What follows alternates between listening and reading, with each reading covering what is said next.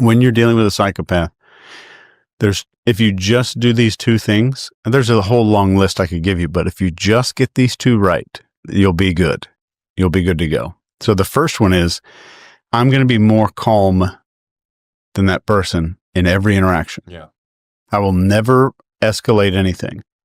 All right. And the second one is, I will be non-reactive.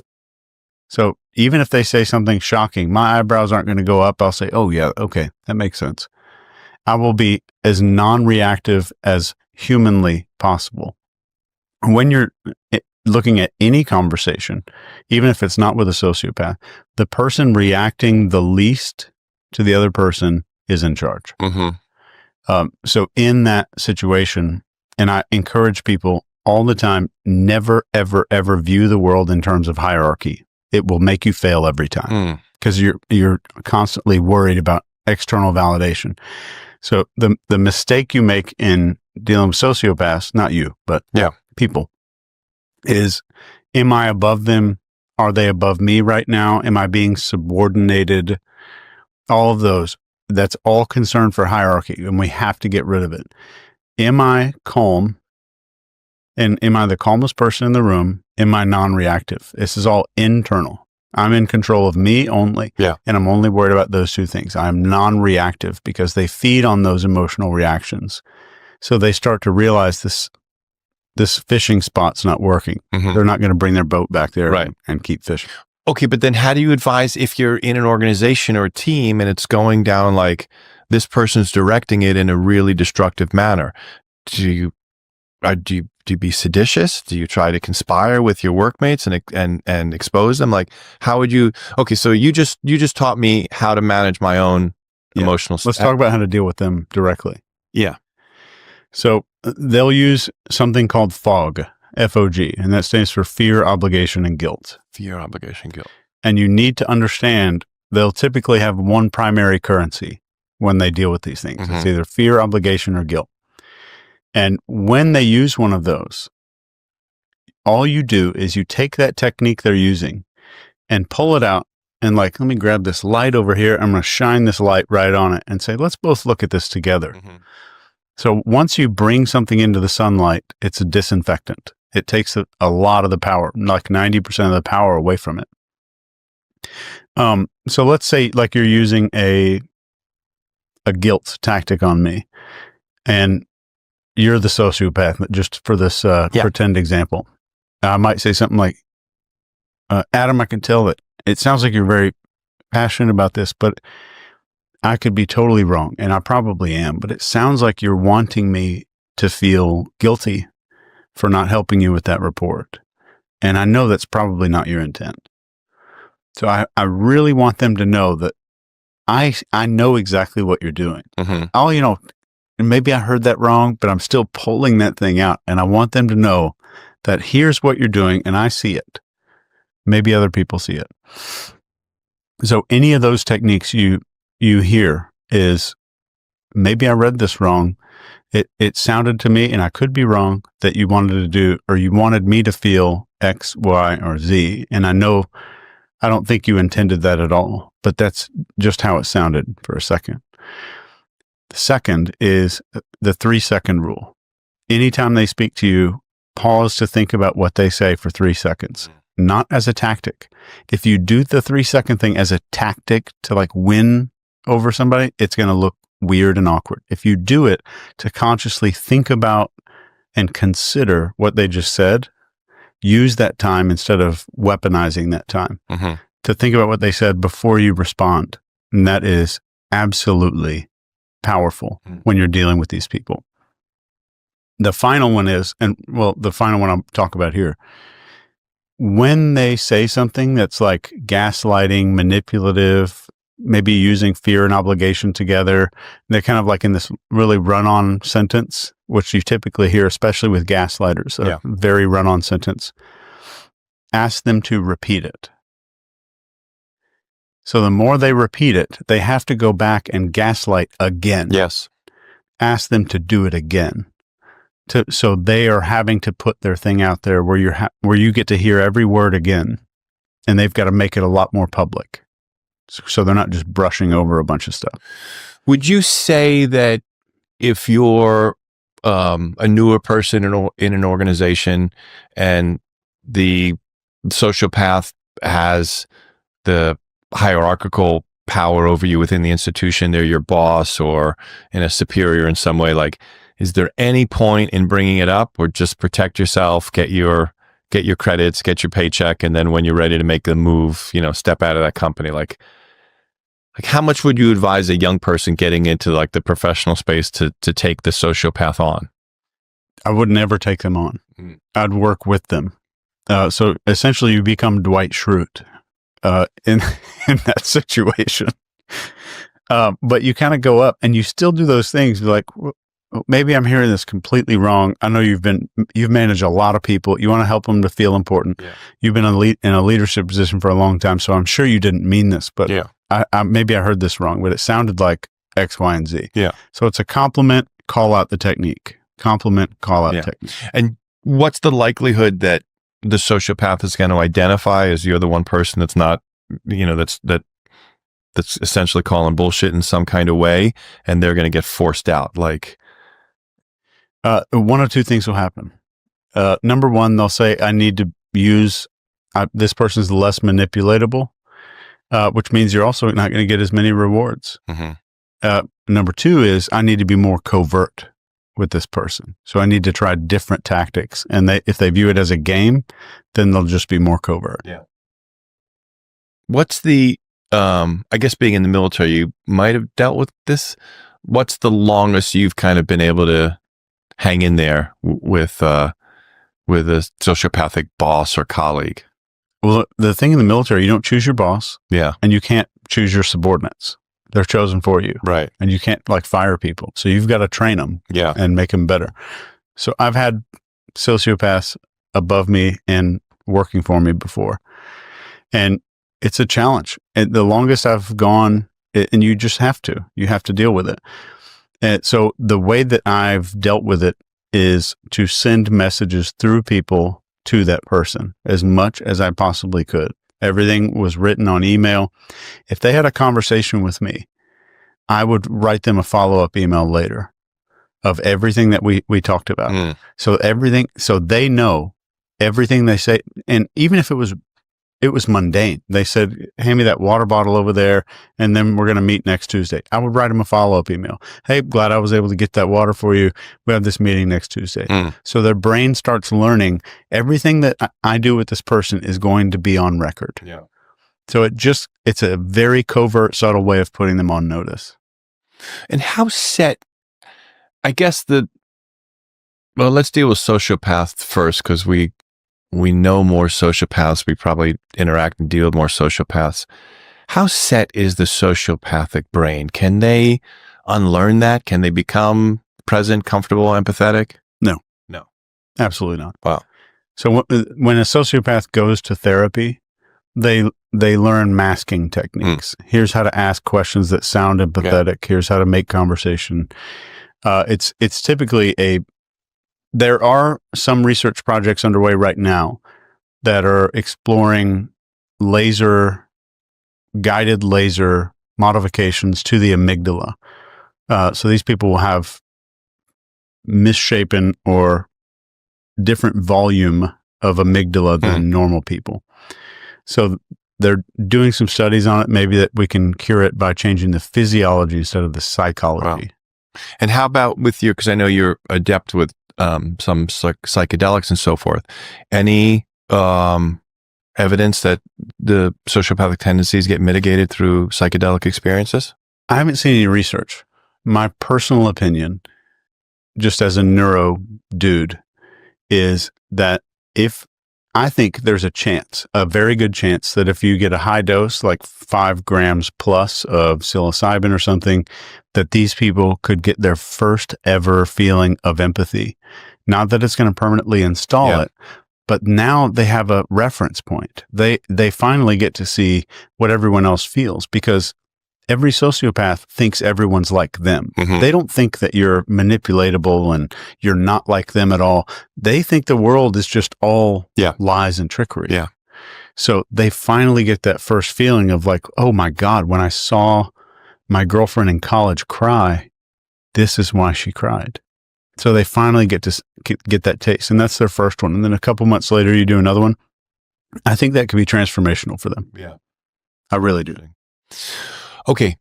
That was great. And that's a kind of a really strong introduction to you and your work. Here's the question that I think I'm going to ask probably every guest that I sit down with. The world seems pretty nuts right now. Maybe for some of us less nuts, maybe for other of us more nuts. What's your personal cosmology? Like you've got a lot of high net worth, high influence people. You've been in the military at high levels of intelligence. Like, what's your take on the world? Like what's going on in the world? And this can just be completely conjecture, your opinion, everything. Like, what's your take on the world? It is. What's happening? I think there are people, I don't know who. And anybody that claims to have all those answers, I would be very suspicious. Yeah. When they say, I've got it figured out. Yeah. But I think there are people that want a globalist approach. They want the one world government, whatever the globalist means. Yes. They're globalist people. And I think most of them are over the age of 85. And I think that they are so narcissistic that they sped up the plan. The plan that should have taken 20 years, they tried to do in 5 or 6. Yeah. And that was too much, too fast, and people like snap back like a rubber band. Like this is weird. Yeah. This is unusual. Yeah. And I think it woke a lot of people up. And I think there's another theory out there that we're transitioning into this biblical spiritual phase, because we've been in the bull phase of Taurus for so long, and now we're moving into this Pisces. Whether or not you believe it, I don't know. Whether I don't believe it or disbelieve it. There's information out there that's been there for thousands and thousands of years, and it's at least interesting that we're seeing all the signs that we're supposed to see for this transition into this this Aquarius phase right now. And even at the end of the bull, like this is where during this period of the bull, the period of Taurus, we had the heifer, the baby calves and stuff that all across Israel and all that. And now we're in this new thing. And whether or not it's true, I don't know. But there's something happening around the world right now where there's either a spiritual awakening, or it's really hard to put your finger on. But I think people are realizing that how much is fake. And I mean, we've got I hope I don't get in trouble for this, but the Cartoon Network has more viewers than CNN. Oh yeah. And the top podcasts. I mean, you put Rogan, Danny Jones, Chris Williamson, Patrick Bet-David, they're knocking the shit out of all the major networks put together on a daily basis. Don't meet their viewership. And I think it's because people are disgusted with simulations now. Yeah. Everything's simulated. The simulated narratives on TV, everything's fabricated and fake and made for some kind of narrative to script how it's being perceived in a very specific way. And I think people are waking up to it. And I think they're sick of it. And I think people are craving some kind of authenticity, to where I'm going to watch a guy. I have no idea where it's going to go. I'm going to get a 3-hour thing. It's totally authentic. It's purely raw. I may have a DNA scientist on there talking about LSD for no reason, just because it's fun to talk about. So I think we're starving for something real, and we're seeing things. And this is great. I think for anybody listening, one thing I've told my kids since they were little is, if you see a product for sale and they can't tell you the problem that they're solving, you need to be terrified. You need to be very scared, because the problem they're solving is not something that they want to talk about. Right. So my son, his name's William. The other day, he shows me this thing for this new mask that you put on, like a VR headset thing, made by a big social media company. And I I told him, like, go to the website for that and find on this website that's advertising this new product, what is the problem that they're solving? Because you look at Amazon, they can get you packages faster. We're going to do it overnight. They're very open about the problems they're solving. He couldn't find it. And I said, that needs to be the biggest red flag of your life. Yeah. The problem they're trying to solve is loneliness and a desire to escape from life. And that's horrifying. Right.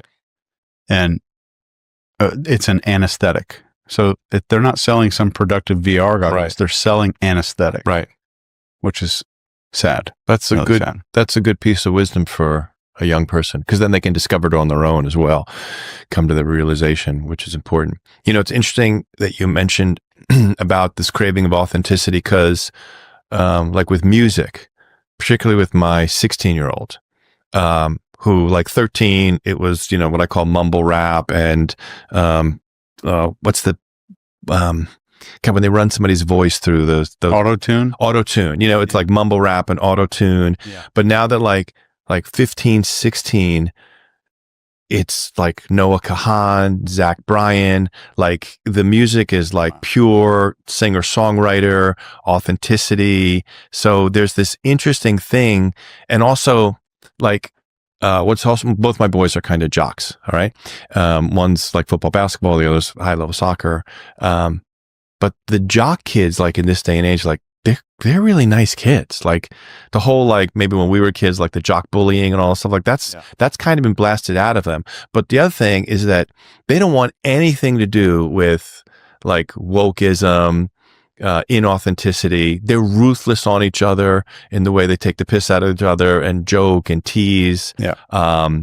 And they demand a certain level of authenticity about that. And then musically, what their kids are kind of attracted to these days is that same push back towards authenticity. Like there's still, you know, as we saw, like even in last night's Super Bowl, there's still like this big cultural push for auto-tune, mumble rap, all this kind of shit. But like, you know, I'm fine with kids, like they want to go see like, you know, like belter or singer songwriter kind of things like that, which is really, that's really encouraging. They're surrounded by everything fake on Instagram and all that every day. The people are fake. The makeup is fake. The boobs are fake. Everything that you're seeing on there is some simulation of something that is real. How much does it affect you as a body language reader with all the surgeries and Botox? Like how much does it affect your ability to pick a jury, discern if somebody's lying, if they've had different Botoxes and they have an expressionless forehead? Or it's just the fact that they would push their forehead to an expressionless space, an indication of their psychology? That is one indication, but if a body part's not moving, I'll ignore it and look at something else. Oh, okay. So you get the cue from somewhere else. Yeah. Okay. And I mean, it's not just body language. We're looking at statement analysis as well. So like one of the famous questions that I ask is, I want to determine whether you know what locus of control means. Yeah. So a person either believes the world happens to them or they happen to the world. So if I did one case for a major grocery store where a lady slipped on a piece of cantaloupe or something and hurt her back. And I was not working for the lady. So I needed to find people that have an internal locus of control, right? Yeah. So we just asked the question, how does a person catch a cold? That's it. Right. So we get one side of the people saying, well, these kids are wiping boogers on the escalators. Nobody's washing their hands. People are coughing all over the place. They're not wearing masks. They just give all of these reasons. Right. Then the other group of people says, well, I catch a cold because maybe my diet wasn't good. I didn't take vitamins. I didn't sanitize when I should. I didn't wear a mask. It was all their fault. Yeah. So it's fascinating that we don't need that much body language if you know the right questions that are going to reveal the psychology that you need. Interesting. Okay. Interesting. So my follow-up, going back a little bit towards the conspiracy, your personal cosmology, I have, there's two there's two spheres of the way conspiracy happens. So pre-COVID and pre-Epstein's Island, I believed in what I called the theory of confluence, okay? That my shitty, greedy idea goes to some, Bilderberg or some international gathering and at Davos, and it meets your shitty, greedy idea. And we're like, hey, we can make a bigger, shittier, even more greedy idea. And so it just happens by confluence that these ideas, they kind of come together, all right? I've known for years about single origin point, like whatever Illuminati, black nobility, whatever you might want to call it, but that there's like either one or many centralized organizing points where the shitty, greedy ideas are centrally organized beforehand. So pre-COVID, pre-Epstein Island, I believed in the theory of confluence. After COVID, I have no choice but to now believe in these single origin points. Large scale planning. Yes, large scale planning. Where, in your kind of cosmological view, is it confluence or single origin point or a few different points? I think on the large scale, that's single point. I think there's a very direct outcome, but I think there's a lot of confluence that's helping everybody to get there. So like there's a ship captain, there's a navigator on that ship, and they have a GPS waypoint they need to reach. Let's say they've got to sail to Tokyo and they know where they're going. There's a whole team of officers and stuff on that ship that know the destination. The guy running the engine doesn't really know where they're going, but he's participating. The guy cooking the food down in the mess hall he's not involved with that navigation, but he's part of it without knowing that they're part of it. Right. So I think that confluence is the other wealth, like ultra high net worth people that might be participating and helping the ship to run while not really knowing what the end destination is. Yeah. That's how I view it. Yeah. Yeah. And then there's the autocratic class that basically does the dirty work. And that's reductionism and paycheckism, I think. That, hey, I got to feed my family. This is what I do.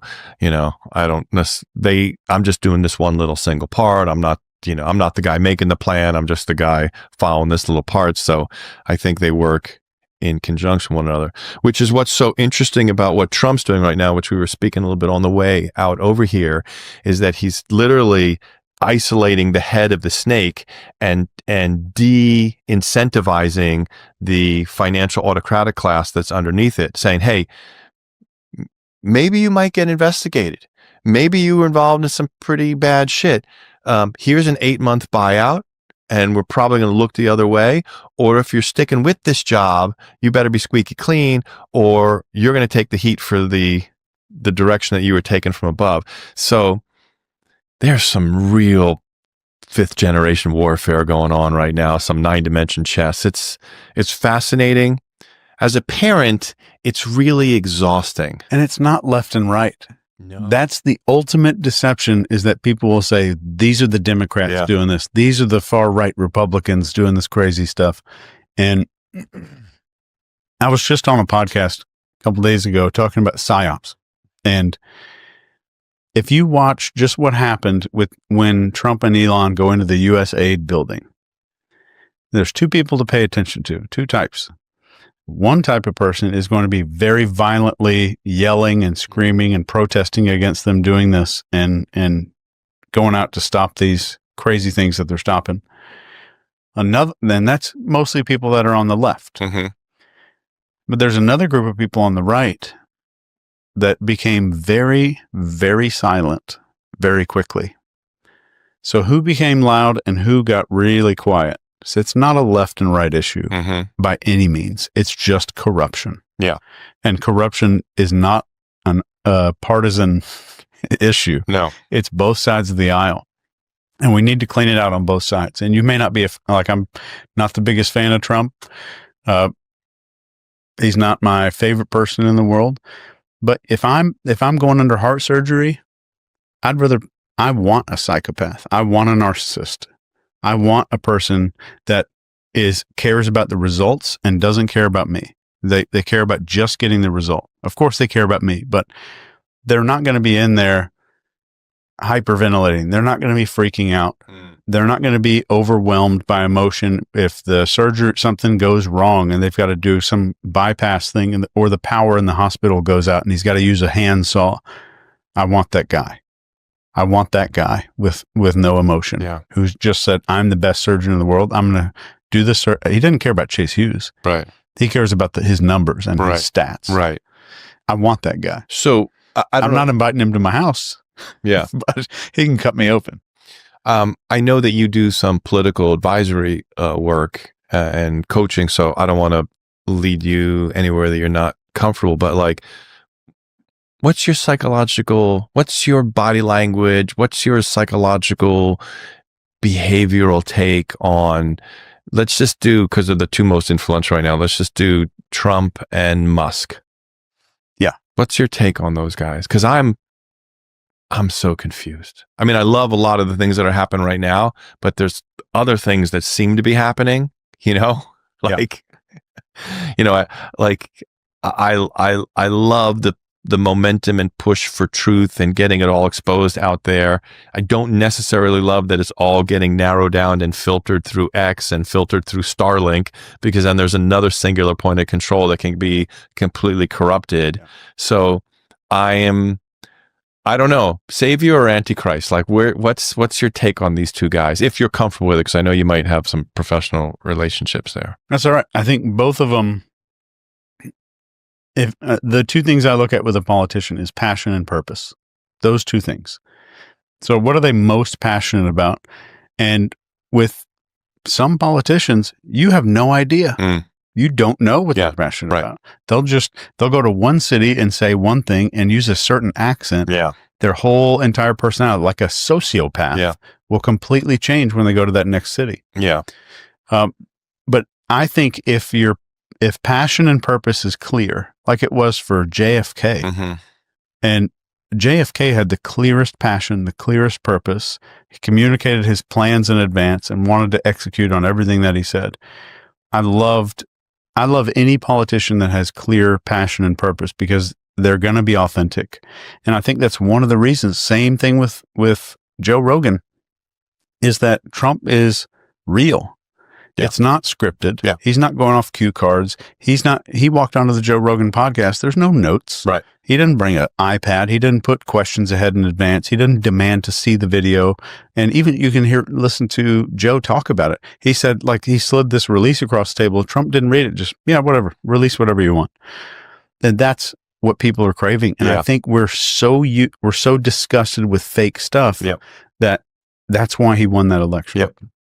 Yeah, for sure. And it's the same with Elon. Elon's not afraid to like dance and look silly and say exactly what's on his mind. Like when he's talking to the Disney people who were threatening to take ads off of his platform. I loved that. Yeah. And there's that one where he's borderline crying and doesn't try to conceal it. When he's talking about when Buzz Aldrin was disappointed in him. He doesn't try to hide that. And it's refreshing. Like, our ancestral part of our brain is wired to seek certainty and predictability. So if I have someone that's clearly talking about what I can expect in the future, my brain goes to it. We don't follow the best person. We follow the most followable. Write that one down if you're listening. Our brains are hardwired to follow the clearest message. Follow the clearest message. Yeah. Okay. It's interesting, and not to kind of get this narcissistically, but so when it comes to Brain Supreme and when it comes to marketing, first off, I have a brand. So I have a wealth of coaching experience. Like, I've probably had more one-on-one coaching conversations about how to microdose than anybody in the world. There's much better mushroom people. There's much better brain people. Like, I'm not even close. I'm not even in the top 10%, but I've had a lot of conversations on how to do this, probably more than anybody else. And so when it comes to marketing in this day and age, I'm like, I want to give everything away immediately up front. And then if you're interested, keep listening. If you're not interested, I don't want to string you along. Yeah. Like, we just had this thing where there was a health guru who, my wife and my son have some persistent health issues. And so we paid for the first level, which we thought was going to be a whole kind of introduction as to what their philosophy is. But basically all it was a timeshare meeting. So we paid $150 to get the timeshare meeting. And then I'm getting sweated for what's going to be $9,000. And I freaked out on the guy. Like, I got so angry. And I'm like, look, as a small business owner, like, the fact that you're dealing with health and treating it like timeshares, like, total bullshit. So yes, like what you're saying about Trump is so true. Like, just that upfront authenticity, people completely crave that and they respond to that, and they've never needed it more. And the thing that's so shocking in this day and age is that, like, you might not